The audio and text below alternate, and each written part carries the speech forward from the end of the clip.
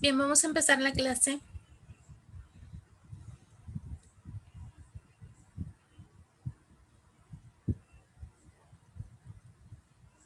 Bien, la semana pasada vimos algunos ejercicios, sin embargo los vimos ya con un poco de tiempo, acerca de lo que es el movimiento de proyectiles y el movimiento circular uniforme acelerado. Bien, en cuanto al ejemplo de movimiento de proyectiles, les reescribí nuevamente el ejemplo, ya que lo explicamos muy a las prisas.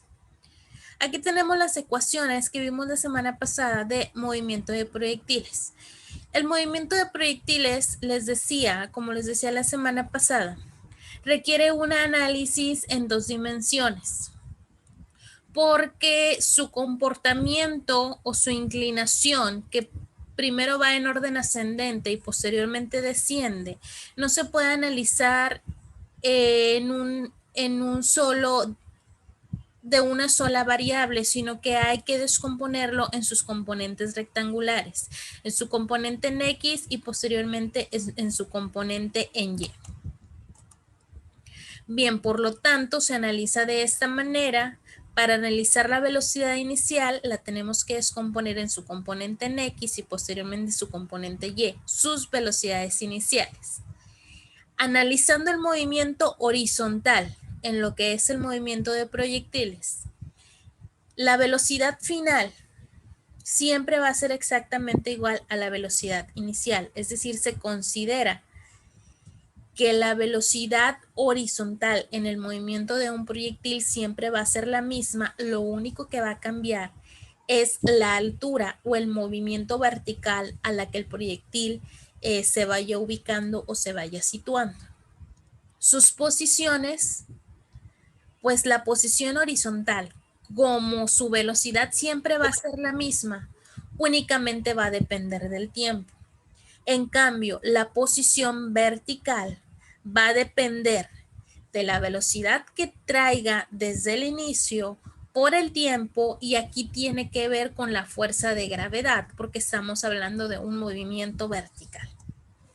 En el ejemplo que veíamos la semana pasada, analizábamos la bala de un cañón que se disparaba con cierta velocidad inicial, con un ángulo de 30 grados. Es decir, es una bala que hacía lo que es el movimiento de un proyectil, que tenía un ángulo de inclinación del lanzamiento de 30 grados. Por lo tanto, si su velocidad inicial eran 400 metros por segundo, nosotros queríamos analizar primero la posición y el vector velocidad después de 8 segundos. Es decir, se lanzó el proyectil. A los 8 segundos, ¿cuál sería la posición y qué velocidad llevaría? Para esto nosotros, ¿qué tenemos que analizar? Velocidad y posición en X y velocidad y posición en Y, porque se tienen que analizar por separado. Por lo tanto, primero analizamos posición final velocidad final y posición final en horizontal, y por separado analizamos posición final y velocidad final en Y. Pero para esto, primero yo necesito hacer la descomposición de la velocidad inicial. Por lo tanto, yo en mis primeros datos tengo la velocidad inicial. Yo lo que quiero calcular es aquí la velocidad final en X y en Y transcurridos 8 segundos, así como la posición en la que estarían al transcurrir esos 8 segundos. Por lo tanto, yo primero analizo desde el punto de vista horizontal y después analizo desde el punto de vista vertical. No los puedo analizar juntos. Por lo tanto, primero, si yo quiero calcular la velocidad final en la horizontal, yo sé que esto es igual a su velocidad inicial en la horizontal. Por lo tanto, yo primero tengo que analizar la velocidad inicial. Esta se calcula en la horizontal, estamos hablando de las X, multiplicando la velocidad inicial general por el coseno del ángulo, que es la velocidad inicial por el coseno del ángulo, que son 30 grados. Posteriormente, una vez que ya tengo la descomposición, yo llego a que son 346.41 metros por segundo. Esta es tanto la velocidad inicial como la final. ¿Por qué? Porque en la horizontal la velocidad siempre va a ser igual. Una vez que yo hice la descomposición, ahora sí yo puedo calcular la posición en vertical, que es igual a la velocidad en X multiplicada por T. La posición va a ser igual a mi velocidad en X, que siempre va a ser la misma a lo largo de toda la trayectoria, que multiplico por el tiempo, que aquí serían 8 segundos. Con eso logro identificar que la posición de esta bala transcurridos 8 segundos va a ser de 2.771.8 metros sobre la línea horizontal o sobre la variable X. Ahora, ¿cuál sería la altura de esta bala y la velocidad que llevaría a cierta altura transcurridos 8 segundos? Para esto yo voy a trabajar las fórmulas de la vertical. Primero, tengo que hacer su descomposición en su velocidad inicial, que sería velocidad inicial es igual en Y a la velocidad inicial general multiplicada por el seno del ángulo teta.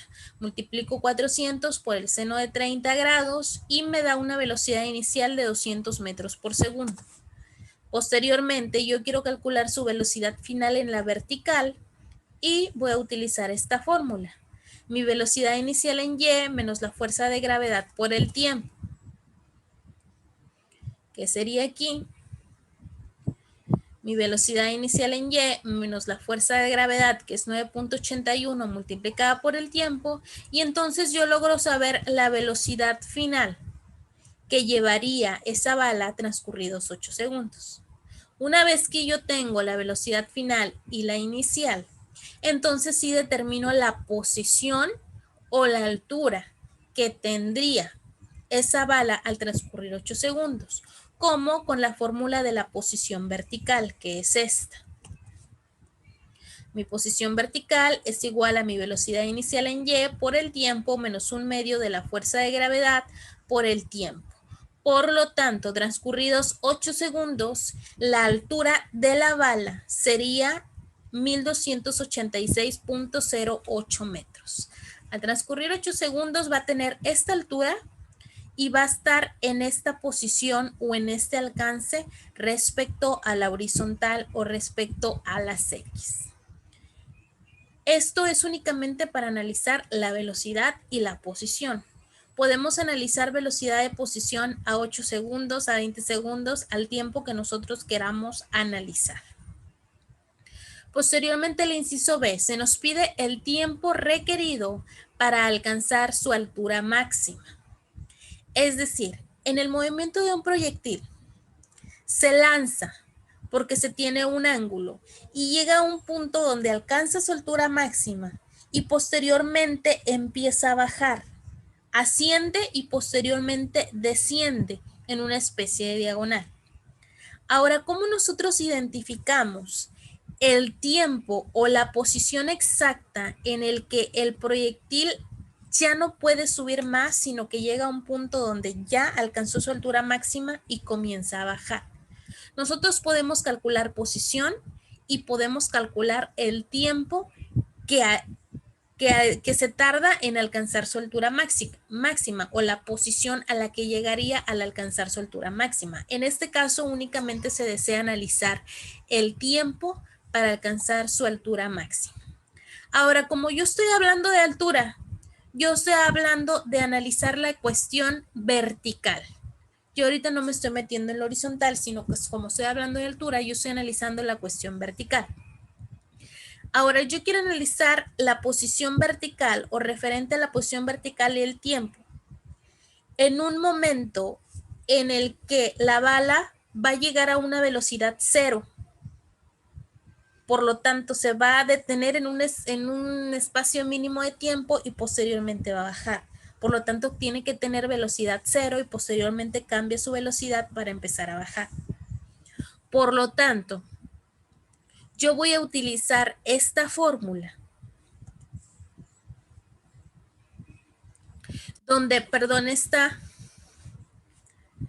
de velocidad final igual a velocidad inicial menos la fuerza de gravedad por el tiempo, donde voy a despejar yo la variable t y voy a dar por hecho que la velocidad final va a ser una velocidad de 0.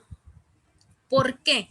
Porque yo inicio con una velocidad de menos 200, sí, pero voy a llegar a una velocidad donde llego al punto 0 porque estoy dando por hecho que llega al punto máximo y empieza a bajar.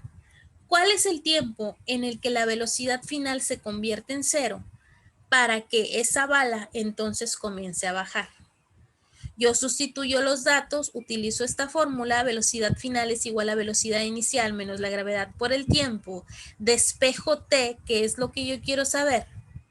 Mi velocidad final yo doy por hecho que es 0, porque esa es la condición que yo tengo que establecer para identificar la altura máxima, menos la velocidad inicial, que siempre va a ser la misma, que serían 200 metros, que es la que calculamos aquí en la vertical, entre la fuerza de gravedad. Por lo tanto, el tiempo sería a 20.38 segundos. Ahora, si yo quisiera sacar la posición, chicos, ¿qué fórmula utilizaría? Si yo quisiera saber la altura máxima que alcanza la bala en esta situación, ¿qué fórmula utilizaría?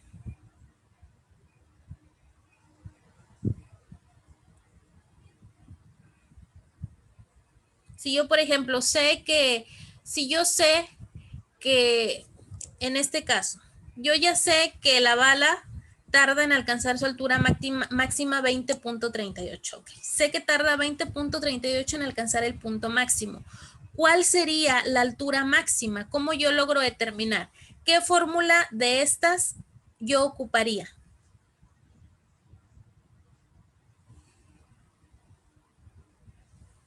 ¿Esta o esta?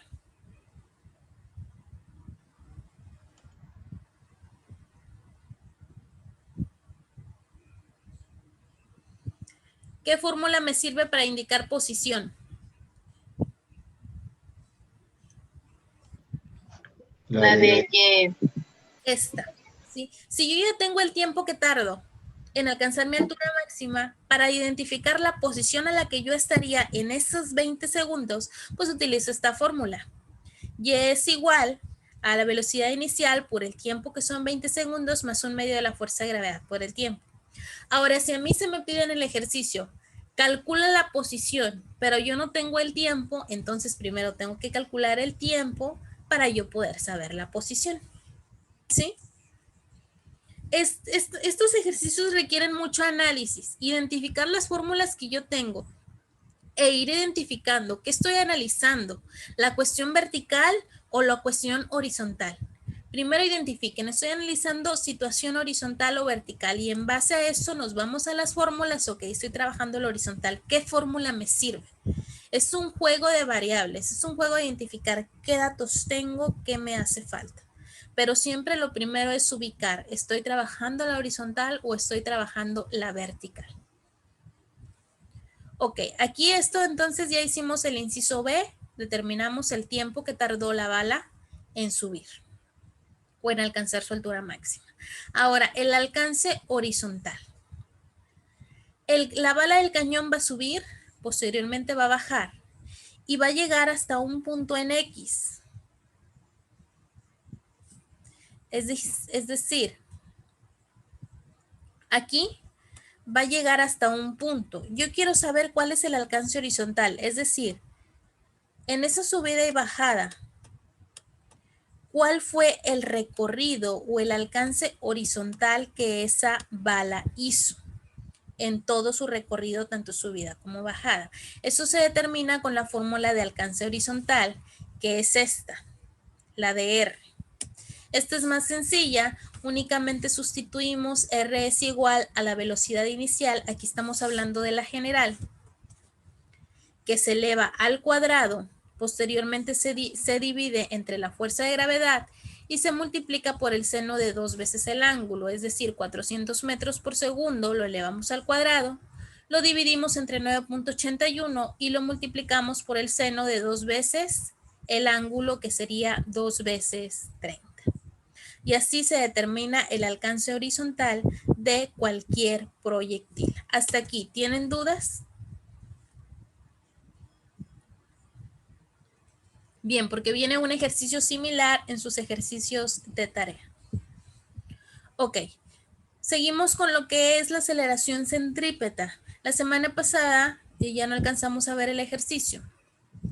Les decía que la aceleración centrípeta se refiere a cuando se está realizando una tensión o se está aplicando cierta fuerza para mover un objeto o una partícula en un movimiento circular uniforme. Cuando se está girando a través de un eje circular, si la aceleración o si la velocidad disminuye, más bien la velocidad, el cuerpo va a salir de ese movimiento circular. Por ejemplo, si nosotros vamos dando una curva en un automóvil a cierta velocidad y nosotros hacemos un cambio brusco, frenamos de golpe en una curva, ¿qué es lo que sucede? El carro sale o el auto sale de ese movimiento circular uniforme. ¿Qué es lo que pasa, por ejemplo, en curvas muy populares? Donde la curva está muy extendida, entonces la persona no conoce bien el camino, hace un cambio de velocidad y se sale de la curva. Por eso ocurren accidentes, porque no conocen bien la amplitud, hacen un cambio de velocidad en el que disminuyen bruscamente y entonces ocurren los accidentes por no conocer bien la carretera. Entonces, eso es lo que sucede en la aceleración en la fuerza centrípeta. Si un objeto está efectuando una velocidad en un ángulo horizontal o en una situación horizontal donde tiene una velocidad constante, si se hace un cambio brusco de velocidad al disminuirla, el cuerpo va a salir de ese movimiento circular. Por lo tanto, en este tipo de fuerza, la velocidad tiene que ser exactamente la misma a lo largo de todo el recorrido para que se siga manteniendo lo que es una aceleración centrípeta. ¿Sí queda claro el concepto? Bien, vamos a ver un ejercicio entonces. Dice, una pelota de 4 kilogramos se hace girar en círculos horizontales por medio de una cuerda de 2 metros de longitud. Determine la fuerza centrípeta de la cuerda si el objeto tarda 0.5 segundos en dar una vuelta completa. Primero, voy a identificar mis datos y voy a identificar lo que se me está pidiendo.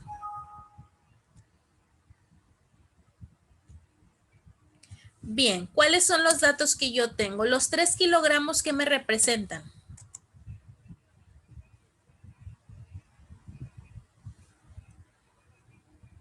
Peso, fuerza, masa.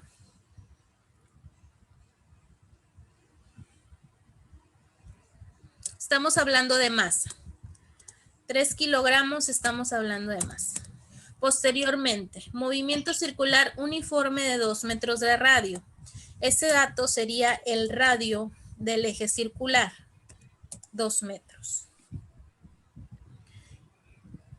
Y da 40 vueltas en 10 minutos. Ahorita voy a ver para qué me sirve esa información. Lo que yo quiero calcular es la fuerza centrípeta que se aplica a la cuerda para mantener el movimiento circular uniforme. Por lo tanto, yo quiero calcular la fuerza centrípeta. ¿Cuál es la fórmula para calcular la fuerza centrípeta?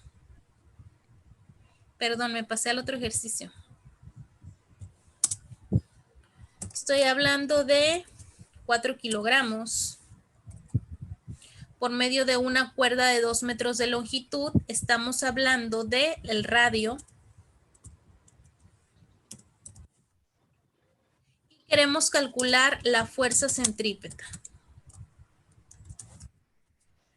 La fórmula para calcular la fuerza centrípeta es igual a la masa multiplicada por la velocidad al cuadrado dividido entre el radio. Ahora, en este ejercicio a mí no se me da la velocidad. únicamente se me da la masa, se me da el radio y se me indica, determine que el objeto tarda 0.5 segundos en dar una vuelta completa. ¿Cómo yo calcularía la velocidad? Si yo para calcular la fuerza centrípeta, yo necesito la velocidad, la masa sí la tengo y el radio sí lo tengo, pero la velocidad no. ¿Cómo yo calcularía la velocidad que se necesita en esta situación?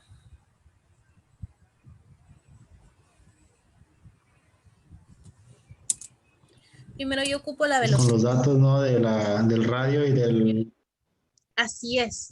Yo sé que la velocidad, hablando de lo que sea, de cualquier movimiento circular, vertical, horizontal, la velocidad siempre va en función de dos cosas, de distancia dividida entre tiempo, ¿sí? Entonces, yo sé que al dar una vuelta se tarda 0.5 segundos. Por lo tanto, yo tengo el factor tiempo. ¿Cómo calcularía el factor distancia? Es decir, la vuelta completa. ¿Cuántos metros hay en la vuelta completa? ¿Cómo lo calculo?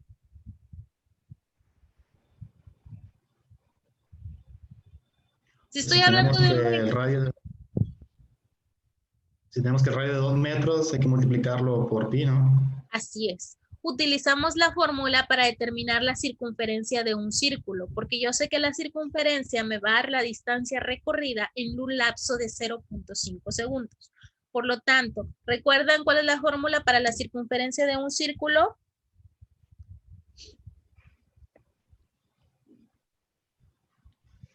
Es 2pi por radio. Esa es la fórmula para la circunferencia. No encuentro aquí el símbolo de pi, le voy a poner pi.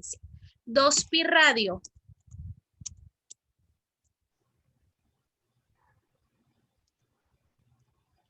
es la fórmula para calcular la circunferencia. Entonces yo tengo que calcular esa circunferencia y dividirla entre el tiempo en que tarda en recorrer esa circunferencia, que serían 0.5 segundos.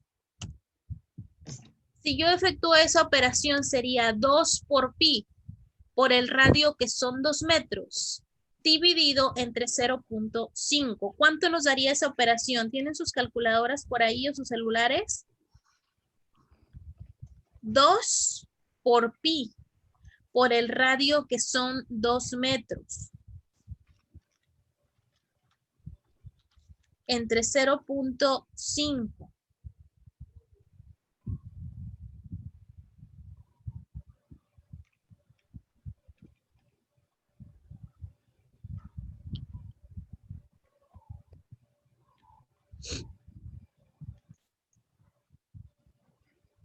Es 2 veces pi, ¿verdad? Ajá, 2 por pi por 2 metros, que es el radio, y ese resultado lo dividimos entre 0.5 segundos, que es el tiempo que tarda en dar una vuelta.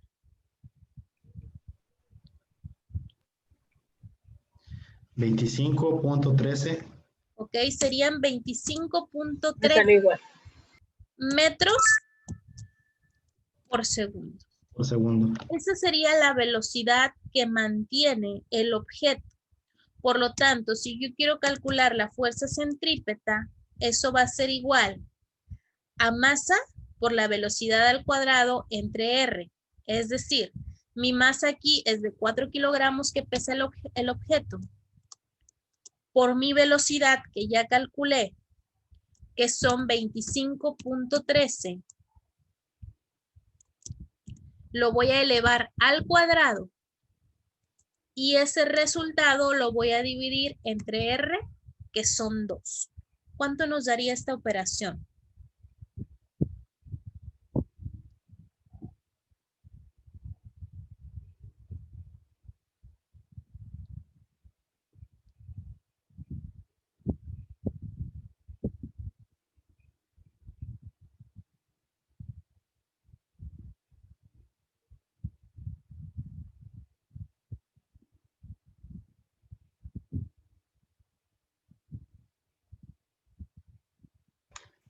Es 25.13 al cuadrado, ¿verdad? Sí.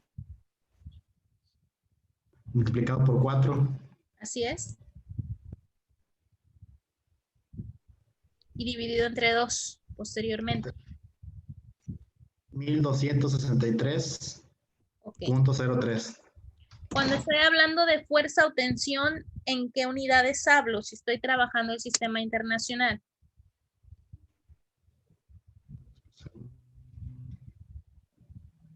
Es kilogramo aplicado a 1 metro sobre segundo. Estoy hablando de newtons, ¿sí? Newtons.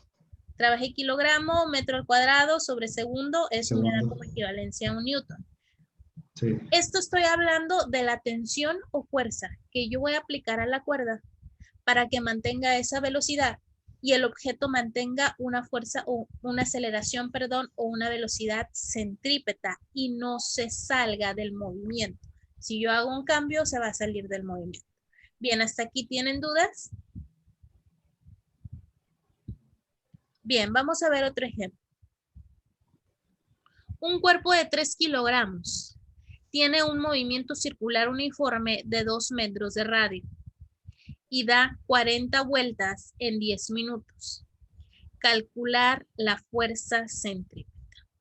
Aquí no hay una tensión en la cuerda, pero sin embargo, al llevar una velocidad, siempre se tiene cierta fuerza que impulsa al cuerpo o que actúa sobre el cuerpo debido a la velocidad que se tiene. Yo tengo una masa de 3 kilogramos, que es la masa del objeto. Un movimiento circular uniforme dentro de un eje circular que tiene un radio de 2 metros. Ahora yo quiero calcular la fuerza centrípeta aplicada en este caso, aplicada a este objeto, siempre y cuando o sabiendo que se dan 40 vueltas en 10 minutos. De igual forma, yo aquí no tengo la velocidad. La velocidad la tengo que calcular con los datos que se me están dando en este caso. La velocidad va en función de la distancia dividida entre el tiempo. Por lo tanto, yo tengo 40 veces la circunferencia, se recorre en 10 minutos. Yo ocupo la velocidad en metros por segundo. Por lo tanto, yo tengo que identificar cuántos metros se recorrieron en esas 40 vueltas y convertir mis minutos a segundos. ¿Cómo quedaría mi operación? Si yo sé que mi circunferencia es 2πr, yo recorrí 40 veces esa circunferencia. Por lo tanto, voy a multiplicar 40 por 2πr.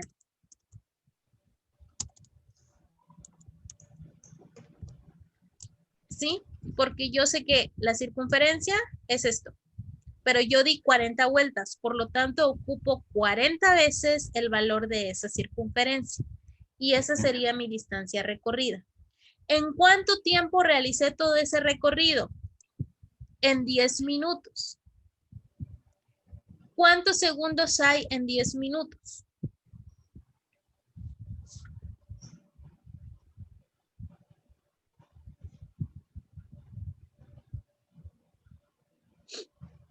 ¿Cuántos qué, perdón? ¿Cuántos segundos hay en 10 minutos?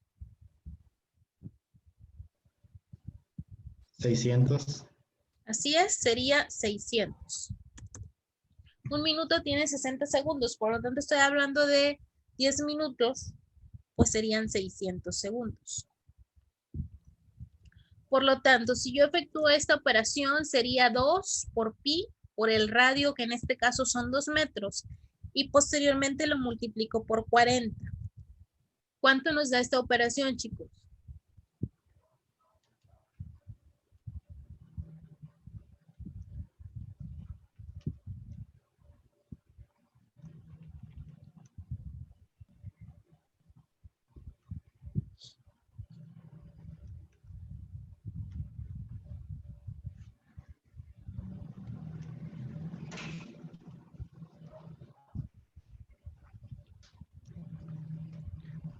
.83. 0.83 metros por segundo. Esta sería la velocidad que llevaría el objeto. Ahora yo quiero calcular la fuerza centrípeta. La fuerza centrípeta va a ser igual a mi masa, que son 3 kilogramos, multiplicada por la velocidad al cuadrado, que sería por 0.83,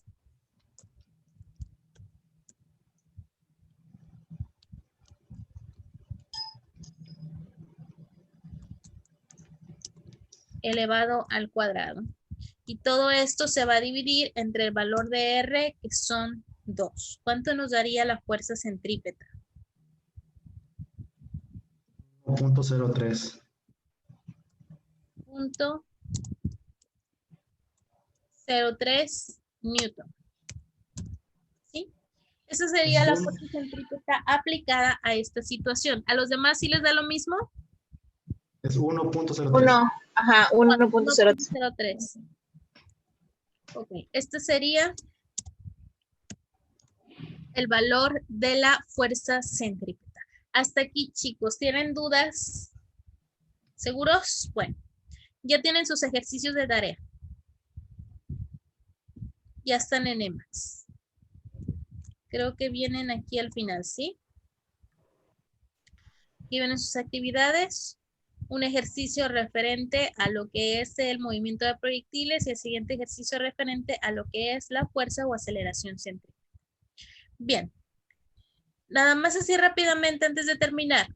En el temario se nos marca ver lo que son las leyes de Newton y la fuerza de fricción. Sin embargo, referente a esto, no hice énfasis porque esto lo vimos en estática, si recuerdan. La primera ley de Newton, que es la ley de la inercia, que se refiere a que un cuerpo no va a tener ningún movimiento ni ninguna aceleración siempre y cuando no haya una fuerza externa que actúe sobre él. O pueden actuar ciertas fuerzas, pero si la suma de todas estas fuerzas es igual a 0, no va a haber un impulso, sino que las fuerzas entre ellas mismas se van a contrarrestar.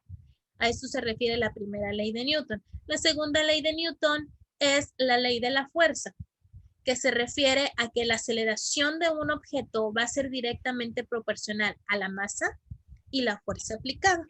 Que esto es algo muy lógico, es decir, un cuerpo se va a mover en función a la masa o al peso que ésta contenga y a la fuerza que yo esté aplicando sobre él. En función a eso va a ser el movimiento que se va a generar. Hablamos de la segunda ley de Newton, que también se le llama la ley del movimiento. Y por último, la tercera ley de Newton, que es la ley de la acción y la reacción, que esto lo vimos en lo que es la fuerza de fricción, si recuerdan, donde aplicábamos lo que es la fuerza normal, que todo objeto colocado sobre una superficie, dependiendo del peso y de su masa, se le regresa una fuerza normal que quizá no podemos percibir, pero gracias a la fuerza de gravedad se genera una acción y una reacción. Siempre que nosotros empujamos algo, ejercemos cierta fuerza. ¿Por qué ejercemos cierta fuerza? Porque ese objeto, a pesar, por ejemplo, si empujamos un carro, yo estoy ejerciendo cierta fuerza. ¿Por qué ejerzo esa fuerza? Porque el peso de ese carro me está regresando una fuerza normal. Se le llama acción y reacción. La fuerza de ese carro es directamente proporcional a su masa y a su peso. Y de eso depende la acción que yo voy a hacer. A pesar de que yo no lo perciba o no sea consciente de eso, a toda la fuerza aplicada hay una acción y una reacción. Incluso cuando nos sentamos en el suelo, hay una fuerza normal que está actuando con nosotros que no la percibimos, pero gracias a la fuerza de gravedad nos podemos mantener, gracias a a lo que nos describe la tercera ley de Newton, que es la ley de la acción y de la reacción. Eso es básicamente las tres leyes más importantes de Newton, que se refieren a las leyes de lo que es el movimiento y las fuerzas aplicadas para cuando se van a generar movimientos. La fuerza de fricción o fuerza de rozamiento, que también se nos marca en el temario, tampoco quise hacer énfasis porque ya lo trabajamos en lo que es la fuerza de fricción. Nosotros nos enfocamos en la fuerza de fricción estática, pero si recuerdan también hay una fuerza de fricción dinámica, que se refiere a que cuando dos cuerpos están en contacto, aunque nosotros no podamos percibir en todas las superficies, hay cierta rugosidad o cierta imperfección, que al entrar en contacto generan una oposición al movimiento. Entonces, en el momento en que la fuerza aplicada logra superar el coeficiente de fricción estático, entra lo que es el coeficiente de fricción dinámico. Gracias, por ejemplo, a la fuerza de fricción es que podemos levantar el pie y correr debido a las imperfecciones que hay en nuestros zapatos con respecto al suelo. Hacemos una especie de agarre y nos impulsamos. Generamos una fuerza que es capaz de superar ese movimiento y podemos deslizar, ¿sí? Eso se refiere a la fuerza de fricción o la fuerza de rozamiento que está presente en todas las interacciones, en toda la relación o rozamiento de superficies unas con otras. Pero bueno, esto ya lo estuvimos trabajando, por eso no quise hacer mucho énfasis en lo que son las leyes de Newton y la fuerza de fricción o rozamiento porque ya lo estuvimos viendo. Entonces, los únicos ejercicios que les dejé fueron de movimiento de proyectiles y movimiento circular uniforme acelerado, ¿sí? Ya la próxima semana vamos a entrar a la cuarta y quinta unidad, donde vamos a estar trabajando energía potencial, energía cinética y lo que es el movimiento de los cuerpos, pero ya considerando la fricción del aire que interviene en ellos. ¿Sale? ¿Hasta aquí tienen alguna duda, chicos?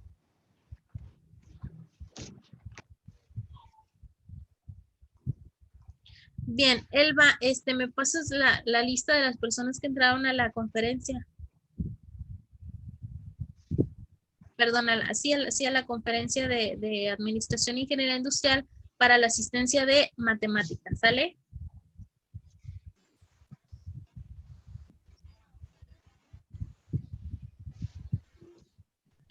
Bien, chicos, otra cosa, sus proyectos... Ok, ingeniero, se la manda ahorita. También se la manda el contador. Ah, muy bien. Entonces me la reenvía, ¿sale? Para la asistencia de matemáticas. Les recuerdo también la fecha del proyecto, la siguiente entrega, y algunos tienen por ahí pendiente el equipo de Luis, enviarme lo que es el nombre ya cambiado de su proyecto y las observaciones. Yo sé que andan bien atareados con trabajos, chicos. Yo los entiendo, pero pues ni modo. Esto va a pasar pronto. Ya para cuando acuerden ya van a estar graduados, ¿sí? Así que, pues a trabajar. Yo sé que tienen mucho trabajo. Si tienen alguna duda, pues ahí me dicen. Esta semana voy a ir algunos días porque voy a dar asesoría presencial a los chicos de contabilidad. Les estoy dando estadística. Entonces, en caso de que alguien necesite asesoría presencial para apoyarlos con la tarea, pues me dicen. Yo toda la semana estoy disponible de lunes a viernes. ¿A qué hora podrían? Sí, en caso de que necesiten. Si no, pues no hay problema. Pero les comento que voy a estar yendo porque voy a estar apoyando a los chicos de contabilidad y de administración. Entonces, en caso de que necesiten, nada más me confirman a qué hora podrían ir y voy para apoyarlos, ¿sale? Bien, chicos, entonces que tengan bonito día, nos vemos. Ok, gracias. Igualmente, ingeniero, bye.